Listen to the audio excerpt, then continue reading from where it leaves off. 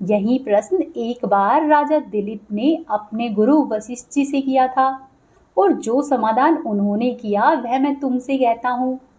प्राचीन समय की बात है, भोगीपुर नाम का एक नगर था और वहां पर सभी प्रकार के ऐश्वर्यों और धन संपत्ति व सुखों से युक्त पुंडरीक नाम का एक राजा राज्य करता था। भोगीपुर नगर में अनेक अप्सराएं, किन्नर और गंधर्व भी निवास किया करते। उन्हीं में से एक घर में ललित और ललिता नाम के दो स्त्री पुरुष अत्यंत ही वैभवशाली घर में निवास किया करते। उन दोनों में अत्यधिक स्नेह था, यहाँ तक कि कुछ क्षण अलग होने पर भी वे दोनों व्याकुल हो जाया करते। एक समय की बात है कि पुंडरीक की सभा में सभी गंधर्व ललित के सहित नृत्य और गायन कर रहे थे। गाते गाते ललित को अपनी प्रिया ललिता का ध्यान आ गया और उसका स्वर भंग होने के कारण गाने का स्वरूप बिगड़ गया। वहीं पर कारकेट नाम का एक नाग था और उस नाग ने जान लिया कि ललित का राग किस कारण से भंग हुआ है। उसने कारण के सहित राजा से इसको विस्तार पूर्वक बता दिया। तब पुंडरीक ने क्रोध पूर्वक कहा कि तू मेरे सामने गाता हुआ अपनी स्त्री को याद कर रहा है, अतः तू कच्चा मांस और मनुष्य को खाने वाला राक्षस बनकर अपने कर्म के फल भोग। जैसे ही राजा पुंडरीक ने ललित को श्राप दिया, वह तुरंत ही महाकाय विशाल राक्षस हो गया। उसका मुख अत्यंत ही भयंकर हो गया। उसके नेत्र सूर्य और चंद्रमा की तरह जलने लगे और मुख से अग्नि निकलने लगी। उसकी नाक पर्वत की कंदरा के समान बड़ी हो गई और उसकी गर्दन पर्वत के समान लगने लगी। सिर के बाल पर्वत पर खड़े हुए वृक्षों के समान जान पड़ते तथा भुजाएं अत्यंत लंबी हो गई। कुल मिलाकर उसका शरीर 8 योजन विस्तार हो गया। इस प्रकार वह राक्षस बनकर अनेक प्रकार के दुख भोगने लगा। जब उसकी प्रियतमा यानी कि उसकी पत्नी ललिता को यह सारा वृतांत मालूम हुआ तो वह भी अत्यधिक दुखी हुई और उसने सोचा कि अब मैं अपने पति का उद्धार किस प्रकार करूं। वह अपने पति का उद्धार करने के लिए अनेक प्रयत्न करने लगी और वहीं वह राक्षस अनेक प्रकार के घोर दुख सहता हुआ वन और घने जंगलों में निवास करने लगा। उसकी स्त्री उसके पीछे पीछे जाती और विलाप करती रहती। एक बार की बात है कि ललिता अपने राक्षस बने हुए पति के पीछे पीछे घूमती हुई विंध्याचल पर्वत पर जा पहुंची, जहां पर श्रृंगी ऋषि का आश्रम था। ललिता शीघ्र ही श्रृंगी ऋषि के आश्रम में गई और वहां पर जाकर विनीत भाव से प्रार्थना करने लगी। उसे देखकर श्रृंगी ऋषि बोले कि हे सौभाग्यशाली, तुम कौन हो और यहाँ पर किस लिए आई हो? तब ललिता बोली कि हे मुनि, मेरा नाम ललिता है और मेरे पति राजा पुंडरीक के श्राप से राक्षस बन गए हैं। हे मुनिवर, इस कारण से मैं अत्यधिक दुखी हूँ। मुझे इससे उद्धार पाने का कोई उपाय बताइए। तब ऋषि बोले कि हे गंधर्व कन्या, अभी चैत्र मास के शुक्ल पक्ष की एकादशी आने वाली है। इस एकादशी का नाम कामदा एकादशी है और इस एकादशी का व्रत करने से मनुष्य की जो भी कामना होती है वह पूर्ण हो जाती है। उसके सभी कार्य सिद्ध होते हैं। यदि तू कामदा एकादशी का व्रत करे और उसका पुण्य अपने पति को दे दे तो वह शीघ्र ही राक्षस की योनि से मुक्त हो जाएगा और राजा का श्राप भी अवश्य ही शांत हो जाएगा। मुनि के ऐसे मधुर वचन सुनकर ललिता अत्यधिक प्रसन्न हुई और मुनि से वृतांत जानकर चैत्र मास के शुक्ल पक्ष की एकादशी आने पर उसने व्रत किया और फिर अगले दिन यानी कि द्वादशी के दिन ब्राह्मणों के सामने अपने व्रत का फल अपने पति को दिया और भगवान से प्रार्थना करने लगी कि हे प्रभु, मैंने यह जो व्रत किया है इसका फल मेरे पति को प्राप्त हो जाए, साथ ही मैं राक्षस की योनि से मुक्त हो जाए। एकादशी का फल अपने पति को देते ही उसका पति राक्षस के शरीर से मुक्त होकर अपने पुराने स्वरूप को प्राप्त हो गया। फिर अनेक प्रकार के सुंदर वस्त्र और आभूषणों से युक्त होकर ललिता के साथ ललित सुखपूर्वक विहार करने लगा। उसके पश्चात वे दोनों विमान में बैठकर स्वर्गलोक को चले गए। एकादशी की यह कथा सुनाकर भगवान श्री कृष्ण कहने लगे कि हे युधिष्ठिर, इस व्रत का विधि पूर्वक पालन करने से मनुष्य सभी प्रकार के पापों से छुटकारा पाता है, साथ ही राक्षस जैसी योनि भी छूट जाती है। संसार में इस एकादशी व्रत के समान दूसरा कोई व्रत नहीं है और इसकी कथा को पढ़ने या फिर सुनने से वाजपेयी यज्ञ के जितना फल मिलता है। अब आप सुनिए एकादशी माता और राजा की छोटी बेटी की कहानी। एक बार की बात है, एक राज्य में एक राजा राज करता था। वह राजा बहुत ही बुद्धिमान और बलशाली था। साथ ही साथ वह अपनी प्रजा से पुत्र की ही तरह प्रेम करता था, सबका बहुत ही अच्छे से ध्यान रखता। प्रजा भी अपने राजा से बहुत प्रसन्न थी। राजा की 2 बेटियां थी। राजा अपनी दोनों बेटियों से बहुत प्रेम करता। राजा की छोटी बेटी दिखने में बहुत सुंदर थी, साथ ही आकर्षक भी थी। वहीं राजा की बड़ी बेटी छोटी बेटी के मुकाबले में थोड़ी कम सुंदर थी। राजा की छोटी बेटी ग्यारस माता की पूजा किया करती, साथ ही उसका व्यवहार भी सभी लोगों के प्रति बहुत अच्छा था। इस वजह से सभी लोग राजा की छोटी बेटी को अधिक प्रेम किया करते और उसकी बहुत अधिक प्रशंसा भी किया करते। राजा भी अपनी छोटी बेटी को बड़ी बेटी से अधिक प्रेम करता, जिसके कारण राजा की बड़ी बेटी को अपनी बहन से नफरत होने लगी। धीरे धीरे दिन बीतते गए और राजा की दोनों बेटियां बड़ी हो गई। तभी एक पड़ोसी राज्य में रहने वाला राजकुमार राजा की बड़ी बेटी के लिए रिश्ता लेकर आया। लेकिन जैसे ही उस राजकुमार ने राजा की छोटी बेटी को देखा तो उस राजकुमार को पहली नजर का ही प्रेम हो गया। राजकुमार ने राजा से प्रस्ताव रखा कि मैं आपकी बड़ी बेटी से नहीं, मैं आपकी छोटी बेटी से विवाह करना चाहता हूँ। राजा ने भी इस प्रस्ताव को सहर्ष स्वीकार कर लिया, परंतु राजा की बड़ी बेटी यह देखकर अपनी बहन से और अधिक ईर्ष्या करने लगी। अब तो उसने अपनी बहन को अपना सबसे बड़ा दुश्मन मान लिया। राजा की बड़ी बेटी ने अपनी छोटी बहन से बदला लेने का निर्णय किया, जिसके लिए उसने अपनी छोटी बहन को मारने की योजना बनाई।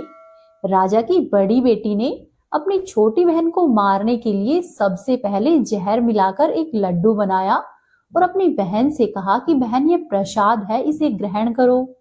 राजा की छोटी बेटी ने उसे खा लिया और एकादशी माता की कृपा से उसे कुछ भी नहीं हुआ।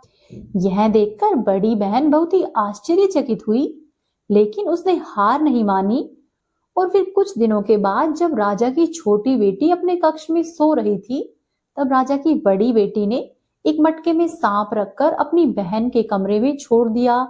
लेकिन सांप ने भी छोटी बेटी को कुछ नहीं कहा, वह चुपचाप चला गया। उसके बाद बड़ी बहन ने अपनी छोटी बहन से कहा कि चलो बहन, आज हम लोग कुएं से पानी लेकर आते हैं। ऐसा कहकर दोनों ही कुएं से पानी लाने के लिए गई। कुएं के पास पहुंचकर बड़ी बहन ने छोटी बहन को कुएं के अंदर धक्का दे दिया, परंतु एकादशी माता की कृपा से उसे कुछ नहीं हुआ। सकुशल वह बाहर आ गई। उधर बड़ी बहन हर बार असफल हो जाने के कारण बहुत क्रोधित होती जा रही थी और फिर उसने एक दिन अपनी बहन से ही पूछने का निश्चय किया। वह अपनी बहन के पास आई और कहने लगी कि मेरी प्यारी बहन, तुमको पता है भगवान ने सबकी मृत्यु तय करके रखी है और किस तरह से उसकी मृत्यु होगी यह भी तय किया है। तब राजा की छोटी बेटी बोली कि हाँ बहन, मुझे पता है। तब बड़ी बहन बोली कि क्या तुम्हें ये पता है तुम्हारी मृत्यु किस तरह होगी? तब राजा की छोटी बेटी बोलती है, हाँ बहन, मेरी मृत्यु वह जो तोता है, उस तोते के गले में जो हार है उसकी वजह से होगी। जब तक वह हार उस तोते के गले में है तब तक मैं जीवित हूँ, और जैसे ही कोई उस तोते को मारकर हार को अपने गले में धारण कर लेगा तब मैं मूर्छित हो जाऊंगी, और जैसे ही उस हार को अपने गले से उतारेगा तो मैं फिर से जीवित हो जाऊंगी। अपनी छोटी बहन की मृत्यु का राज जानकर बड़ी बहन बहुत ही प्रसन्न हुई और उसने अपनी बहन को मारने के लिए उसके पालतू तोते को ढूंढना शुरू किया। साथ ही छोटी बहन को इस बात का आभास हो गया, हो न हो कोई मेरी जान अवश्य ही लेना चाहता है। इसीलिए वह अपने पिताजी के पास गई और उसने अपने पिताजी से कहा कि पिताश्री, मेरी मृत्यु के बाद आप मुझे जलाइएगा मत। बल्कि मुझे अपनी पुरानी वाली हवेली में एक पलंग पर लिटाकर छोड़ दीजिएगा। अपनी छोटी बेटी की ये बातें सुनकर राजा बहुत आश्चर्यचकित हुआ और उसने अपनी बेटी से कहा कि क्या हुआ बेटी, तुम अचानक से इस प्रकार की बातें क्यों कर रही हो? तब राजा की बेटी ने बताया कि पिताजी, समय किसी के लिए कभी भी प्रतीक्षा नहीं करता, कब और क्या हो जाए हमें नहीं पता है। और फिर राजा ने अपनी बेटी से कहा कि ठीक है, 2-3 दिन में तुम्हारा विवाह है और इस समय तुम ऐसी बातें मत करो। लेकिन छोटी बेटी ने अपने पिताजी को मजबूर करके उससे वचन ले लिया। तब राजा ने भी अपनी बेटी की बात स्वीकार कर ली और 2-3 दिनों के बाद जब बेटी की शादी का समय आया, तब राजकुमार बारात लेकर वहां पर आ गया और राजकुमार व राजा की छोटी बेटी का विवाह धूमधाम से शुरू हो गया।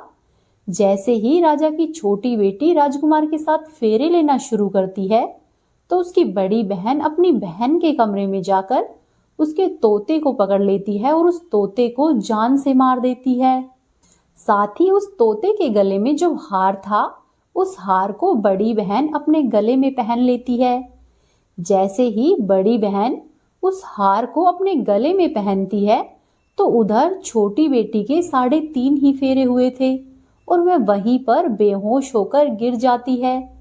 उसके बाद राजा ने बड़े बड़े नीम हकीमों को बुलाया और अपनी बेटी का इलाज करने के लिए कहा। राजा की बात सुनकर सभी वैद्यों ने राजा की बेटी का इलाज करने की खूब कोशिश की। उन्होंने राजा को बताया कि हे राजन, आपकी बेटी न तो मृत है और न ही जीवित है। हम सब ऐसा पहली बार देख रहे हैं।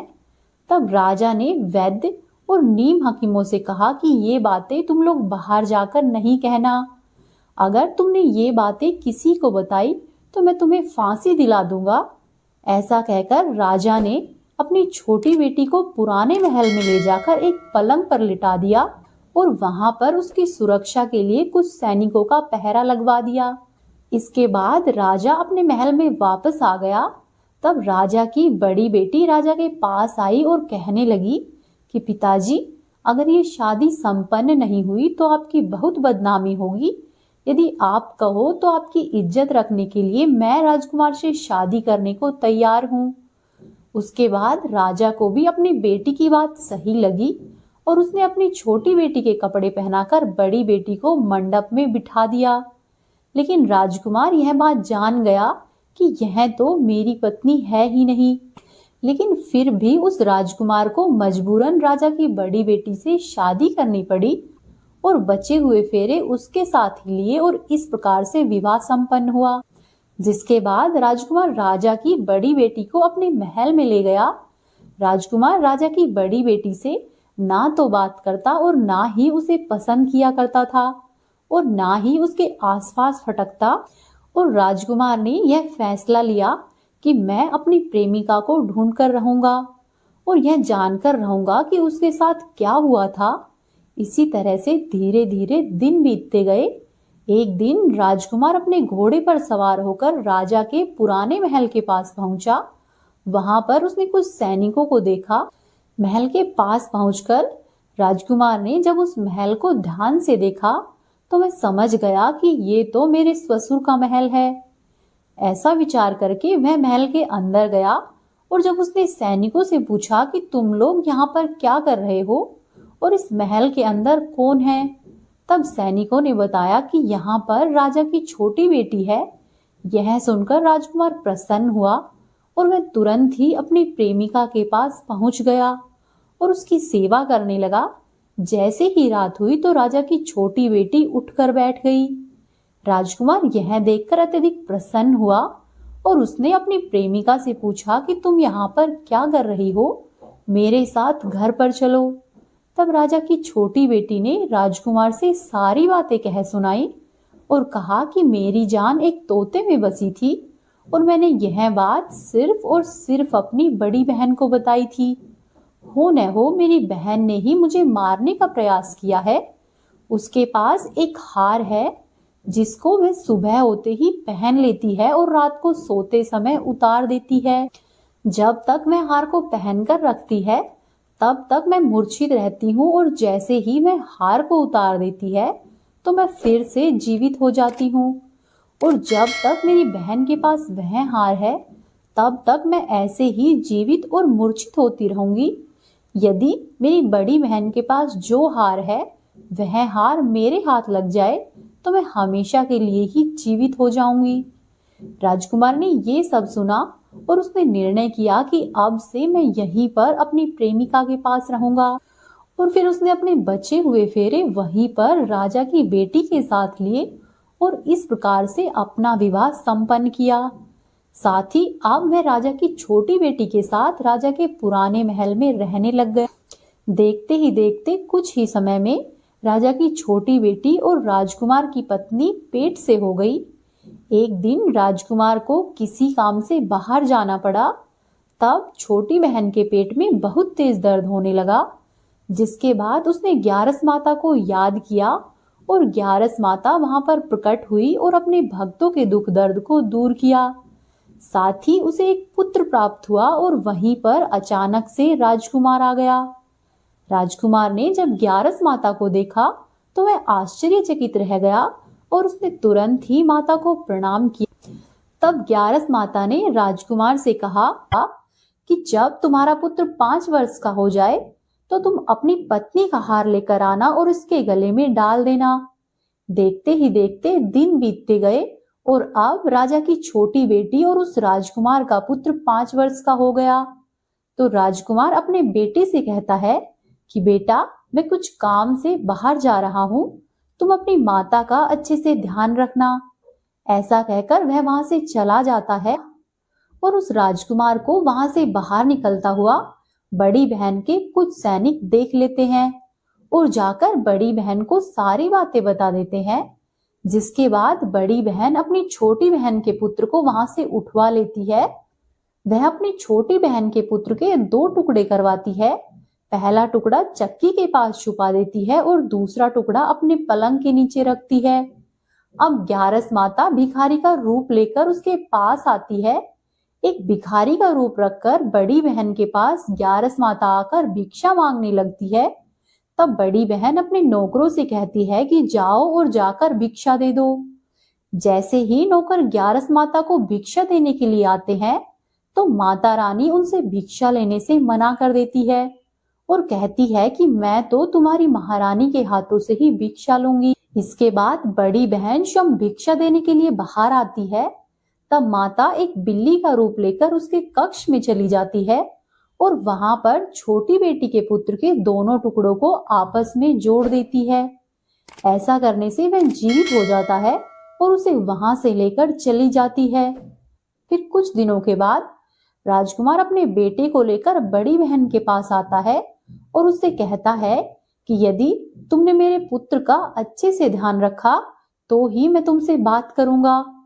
एक दिन राजकुमार अपने बच्चे से कहता है कि तुम ऐसा करो, अपनी बड़ी मम्मी से इसके गले का हार मांग लो। इसके बाद राजकुमार का लड़का अपनी बड़ी माँ के पास जाता है और कहता है कि माँ, मुझे तुम्हारा यह हार बहुत अच्छा लगा है, तुम यह हार मुझे दे दो। यह सुनकर वह पहले तो बहुत क्रोधित होती है क्योंकि उसे यह पसंद नहीं आता कि वह किसी को भी इस हार को दे। पर फिर वह सोचती है कि राजकुमार ने कहा है कि यदि मैं इस बच्चे का अच्छे से ध्यान रखूंगी तो वह मुझसे बातें करेगा। यह बच्चा ही तो है, हार से क्या करेगा, खेलकर मुझे वापस दे देगा। ऐसा सोचकर उसने उस हार को उतारकर बच्चे से दे दिया। बच्चा तुरंत ही उस हार को लाता है और अपने पिताजी को दे देता है और तभी राजकुमार अपने बेटे को लेकर वहां से जाने लगता है। साथ ही बड़ी बहन से कहता है कि तुम हमारे लिए खाना बनाकर रखना, मैं शाम को आकर तुम्हारे साथ खाना खाऊंगा। ऐसा कहकर वह अपने बेटे और हार को लेकर छोटी बहन के पास जाता है। जब वह राजा की छोटी बेटी के पास पहुंचता है तो उससे हार पहना देता है। साथ ही अब वह हमेशा के लिए ठीक हो जाती है। फिर वह राजकुमार और राजा की छोटी बेटी राजा के पास जाते हैं और उससे सारी बातें कह सुनाते हैं। यह सुनकर राजा अपनी बड़ी बेटी की करतूतों से बहुत क्रोधित होता है।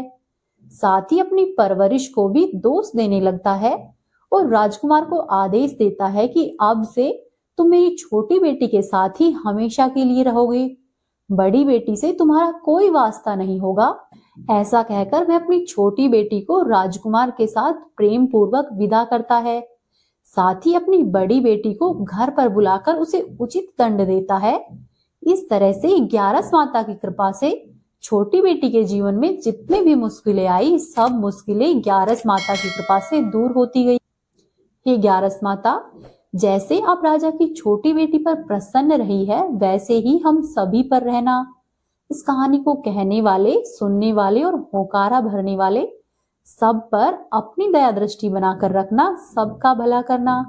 बोलो ग्यारस माता की जय, तुलसी माता की जय, श्री हरि विष्णु भगवान की जय। अब आप सुनिए तुलसी माता की कहानी। सावर्णी मुनि की पुत्री तुलसी अपूर्व सुंदरी थी। उनकी इच्छा थी कि उनका विवाह भगवान नारायण के साथ हो। इसीलिए इस इच्छा को पूरा करने के लिए तुलसी जी ने श्री नारायण की तपस्या बद्रीवन में की। तुलसी जी की दीर्घकालीन तपस्या से ब्रह्मा जी प्रसन्न हुए और प्रसन्न होकर दर्शन दिए और कहा कि हे तुलसी, तुम्हारी क्या इच्छा है। तब तुलसी जी ने कहा कि हे ब्रह्मदेव, आप अंतर्यामी हैं, सबके मन की बात जानते हैं। फिर भी मैं अपनी इच्छा आपको बताना चाहती हूँ कि भगवान नारायण मुझे पति के रूप में मिले। ब्रह्मा जी ने कहा कि हे तुलसी, तुम्हारा अभिष्ट हो, नारायण अवश्य ही तुम्हें पति के रूप में मिलेंगे। किसी अपराध के कारण तुम्हें श्राप मिला है। इसी प्रकार भगवान श्री नारायण के एक पार्षद को भी दानव कुल में जन्म लेने का श्राप मिला हुआ है। उसमें नारायण का अंश विद्यमान रहेगा। इसीलिए इस जन्म में पूर्व जन्म के पाप के शमन के लिए संपूर्ण नारायण तो नहीं, नारायण के अंश से युक्त दानव कुल में जन्मे उस श्रापग्रस्त पार्षद से तुम्हारा विवाह होगा। श्राप मुक्ति होने पर भगवान श्री नारायण सदा सर्वदा के लिए तुम्हारे पति हो जाएंगे। तब तुलसी जी ने ब्रह्मा जी के इस वरदान को स्वीकार लिया, क्योंकि मानव कुल में जन्म के कारण उन्होंने मायावी भोग तो भोगना ही था। अब तुलसी बद्रीवन में ही रहने लगी। नारायण का वह पार्षद दानव कुल में शंखचूर के नाम से पैदा हुआ और कुछ समय के बाद ही वह भ्रमण करता हुआ बद्रीवन में आया। वहां पर उसने तुलसी को देखा। उसको देखते ही वह तुलसी पर मोहित हो गया और तुलसी के सामने उसने विवाह करने का प्रस्ताव रखा। इतने में ही ब्रह्मा जी वहां पर आ गए और तुलसी जी से कहा कि तुलसी, शंखचूर को देखो, इसमें कैसा तेज है, इसका कैसा स्वरूप है। दानव कुल में जन्म लेने के बाद भी ऐसा लगता है मानो शरीर में नारायण का ही वास हो। तुम इसका प्रस्ताव सहर्ष स्वीकार कर लो। तुलसी जी को भी लगा कि उनकी तपस्या पूर्ण हुई, उन्हें इच्छित फल मिला है। इस प्रकार शंखचूर के साथ उनका गंधर्व विवाह हो गया और तुलसी जी शंखचूर के साथ उनकी पत्नी बनकर उसके महल में आ गई। शंखचूर ने अपनी परम सुंदरी सती साध्वी पत्नी तुलसी के साथ बहुत दिनों तक राज्य किया। उसने अपने राज्य का इतना अधिक विस्तार कर लिया कि देवलोक तक उसके अधिकार में आ गए। वहीं स्वर्ग का सुख भोगने वाले सभी देवताओं की दशा अब दयनीय हो गई। शंखचूर धर्म पूर्वक राज्य करता था, वह किसी को भी कष्ट नहीं देता था। वहीं देवतागण अधिकार छिन जाने और राज्य छिन जाने से परेशान थे। तब सभी देवतागण मिलकर श्री ब्रह्मा जी, विष्णु जी और शिव जी की सभा में गए तथा सभी देवताओं ने अपनी विपत्ति कह सुनाई। तब ब्रह्मा जी ने कहा कि तुलसी परम साध्वी है, उसका विवाह मैंने ही शंखचूड़ से कराया था। शंखचूड़ को तब तक नहीं हराया जा सकता या नहीं मारा जा सकता जब तक तुलसी का सतीत्व नष्ट नहीं हो जाए। तब श्री विष्णु जी ने कहा कि शंखचूड़ पूर्व जन्म में मेरा पार्षद था। शाप के कारण उसे दैत्य कुल में जन्म लेना पड़ा। इस जन्म में भी उसमें मेरा अंश व्याप्त है। साथ ही तुलसी के पतिव्रत धर्म से वह अजय है। फिर सभी देवताओं की सहमति से भगवान शिव ने शंखचूड़ के पास संदेशा भिजवाया कि या तो वह देवताओं का राज्य लौटा दे या फिर उनसे युद्ध करे। शंखचूड़ शंकर जी के पास पहुंचा और उसने कहा कि हे देवाजी देव, आपके लिए देवताओं का पक्ष लेना उचित नहीं है। राज्य का विस्तार करना तो हर राजा का कर्तव्य होता है और मैं धर्म पूर्वक शासन कर रहा हूँ। मैं किसी को भी दुखी नहीं कर रहा हूँ।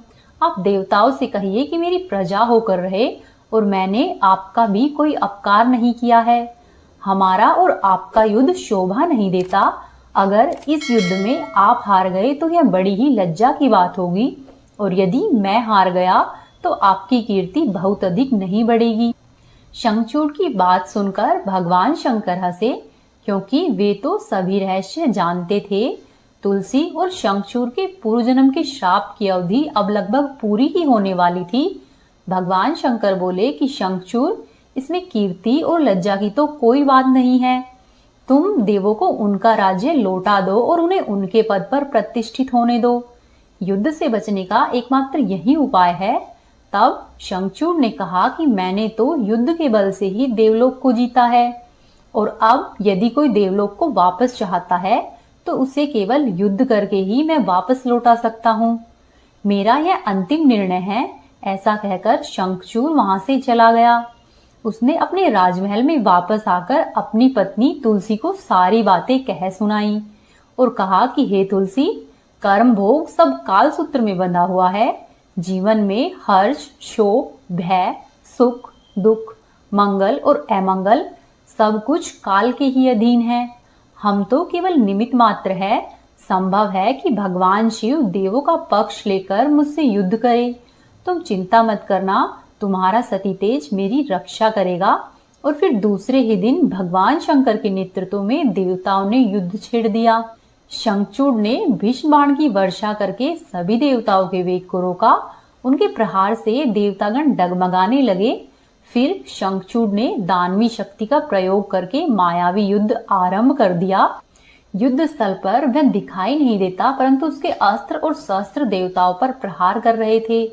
कई दिनों तक इसी तरह से भयंकर युद्ध चला। शंखचूड़ पराजित ही नहीं हुआ। तब भगवान शिव ने श्री विष्णु जी से कहा कि हे हरि, कुछ उपाय करो, अन्यथा मेरा सारा यश मिट्टी में मिल जाएगा। तब श्री विष्णु जी ने सोचा कि बल से तो शंखचूड़ को हराया नहीं जा सकता, अब इसे छल से ही हराना पड़ेगा। तब उन्होंने तुरंत ही अपने स्वरूप को शंखचूड़ जैसा बनाया और अस्त्र व शस्त्रों से सुसज्जित होकर वे तुलसी जी के महल में आ पहुंचे। वहां पर तुलसी जी के पास पहुंचकर बोले कि हे प्रिय, मैं युद्ध जीत आया। सारे देवता भगवान शंकर के समेत हार गए हैं। इसी खुशी में आओ, मैं तुम्हें अंक से लगा लूं। पति को प्रत्यक्ष खड़े देखकर और विजय का समाचार सुनकर तुलसी जी दौड़कर आई और मायावी शंखचूड़ के गले से लिपट गई। इस प्रकार पति पत्नी दोनों ने आलिंगन होकर खूब आनंद मनाया। इधर पराये पुरुष के साथ इस प्रकार के व्यवहार से तुलसी का सती तेज नष्ट हो गया। उनका सती तेज, जो कि शंखचूड़ के लिए एक कवच की तरह काम कर रहा था, अब वह नष्ट हो गया था। इसीलिए युद्ध के मैदान में शंखचूड़ शक्तिहीन हो गया, और यह जानते ही भगवान शंकर ने अपने त्रिशूल से शंखचूड़ पर प्रहार कर दिया। त्रिशूल के लगते ही शंखचूड़ जलकर भस्म हो गया, और शंखचूड़ के मरने का जानकर श्रीहरि विष्णु अपने असली रूप में आ गए और अपने सामने अपने पति के स्थान पर श्रीहरि विष्णु को देखकर तुलसी बहुत आश्चर्यचकित हुई। अब उसे पता चल गया था कि स्वयं नारायण ने उसके साथ छल किया है। तब क्रोध में आकर तुलसी जी ने श्रीहरि विष्णु को श्राप दिया कि एक स्त्री का सतीत्व भंग करने के अपराध में आप हृदयहीन पत्थर हो जाओगे। तब भगवान श्री हरि विष्णु ने तुलसी जी के श्राप को सिरोधार्य किया और कहा कि हे देवी, तुम्हारे और शंखचूड़ के कल्याण के लिए मुझे ऐसा करना पड़ा। तुम दोनों को श्राप से मुक्त कराना था। तुम भी अब अपना ये शरीर त्याग कर तुलसी के रूप में जन्म लोगी और मेरी पूजा तुलसी दल से होगी। मैं शालिग्राम पत्थर बनूंगा, मेरे शीश पर तुम सदैव ही विराजमान होगी। तुम्हारे पति की हड्डियों के चूर्ण से शंख की उत्पत्ति होगी और उसी शंख की ध्वनि से देवताओं और मेरी पूजा आराधना होगी। हे देवी, जहाँ पर शंख की ध्वनि होगी वहां मैं सदैव ही विराजमान रहूंगा। तुमने पूर्व जन्म में बद्री वन में मुझे पाने के लिए कठोर तपस्या की थी। अब अगले जन्म में मैं नारायण प्रस्तर के रूप में बद्रीनाथ वन में स्थापित होऊंगा और मेरी पूजा अर्चना फल फूल से नहीं होकर तुलसी दल से होगी। तुम सदैव ही मेरे शीश पर विराजमान होकर मुझसे भी ऊंचा पद प्राप्त करोगी और मेरा भोग भी तुम्हारे बिना स्वीकार नहीं होगा। प्रेम पूर्वक बोलिए श्री हरि विष्णु भगवान की जय, तुलसी माता की जय। तो ये एकादशी माता की कहानी। जो कि एकादशी के व्रत में आवश्यक रूप से कही या फिर सुनी जाती है। एक बार की बात है, एक बूढ़ी अम्मा थी। बूढ़ी अम्मा 12 मासी एकादशी का व्रत किया करती। एक बार एकादशी का दिन आया तो बूढ़ी अम्मा ने बड़ी ही भक्ति भाव और चाव से व्रत रखा, पूजा अर्चना की। वैसे तो बूढ़ी अम्मा को इस वृद्धावस्था में क्या ही चाहिए था, परंतु फिर भी बूढ़ी अम्मा ये सोचकर व्रत रखा करती कि मेरे व्रत रखने से इनका पुण्य फल मेरी आने वाली पीढ़ियों तक को मिलेगा, इससे मेरे पुत्र पौत्र और नाती नातिनों को भी सौभाग्य मिलेगा। ऐसा सोचकर बूढ़ी अम्मा एकादशी के सभी व्रत रखती। एक बार व्रत के दौरान बूढ़ी अम्मा को बहुत प्यास लगी। उन्होंने खुद को रोके रखने की कोशिश की। दिन में पूजा पाठ किया, कथा सुनी और पंडित जी को मिट्टी के पात्र में भरकर पानी और ऋतुफल दान में दिए। दोना भर भर कर बूरा बाटी। उन्हें गर्मी के कारण बहुत अधिक बेचैनी हो रही थी। इस कारण से बड़ी देर तक बूढ़ी अम्मा पानी में बैठी रही, पानी के कुल्ले करती रही, मुंह धोती रही, परंतु पानी नहीं पीती। धूप बहुत तेज पड़ रही थी, इस कारण से उनका मुंह बार बार सूख रहा था और बूढ़ी अम्मा की बेचैनी बढ़ती जा रही थी। एक तो बुढ़ापा और दूसरी इतनी भयंकर गर्मी। वृद्धावस्था की स्थिति तो कुछ और ही होती है।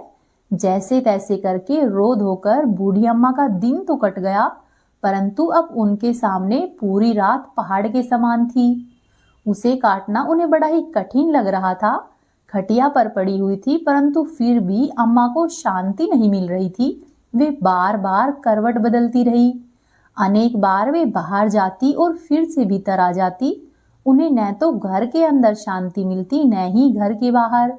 वे पड़े पड़े एकादशी माता का स्मरण करती रही और कहती कि हे माता, आप मेरी लाज रखिएगा, आप ही मुझे शक्ति दे दीजिएगा, जिससे कि मैं भली भांति अपने व्रत को पूरा कर सकूं और फिर ये पहाड़ की सी रात शांति पूर्वक बीत जाए।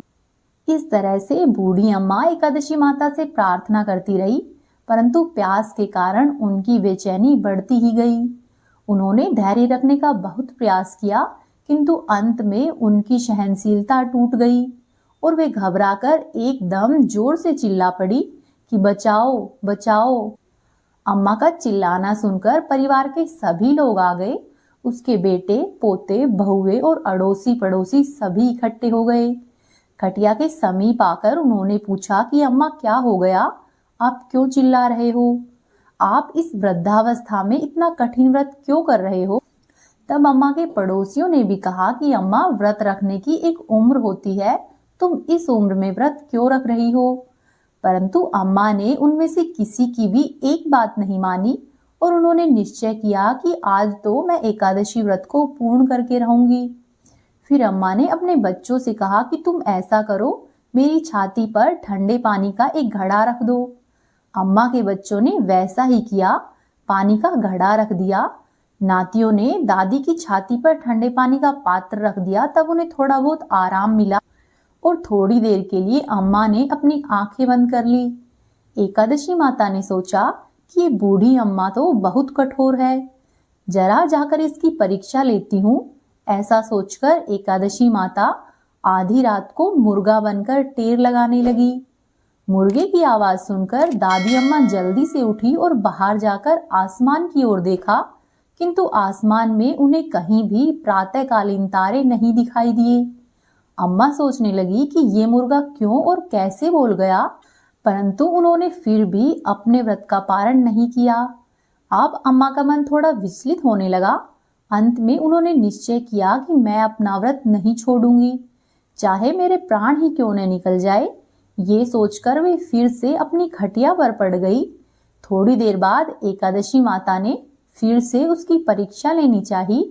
अब एकादशी माता ने एक छोटी सी बालिका का रूप धारण किया और एक गिलास में शरबत लेकर अम्मा के सिरहाने आकर खड़ी हो गई और जोर से बोली कि दादी, सवेरा हो गया है, उठो और शरबत पी लो।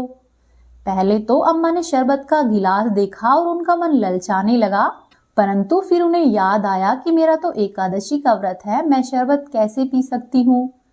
फिर वे शांतिपूर्वक अपनी खटिया पर लेटी रही, कुछ नहीं बोली। थोड़ी ही देर में एकादशी माता वहां से अंतर्ध्यान हो गई।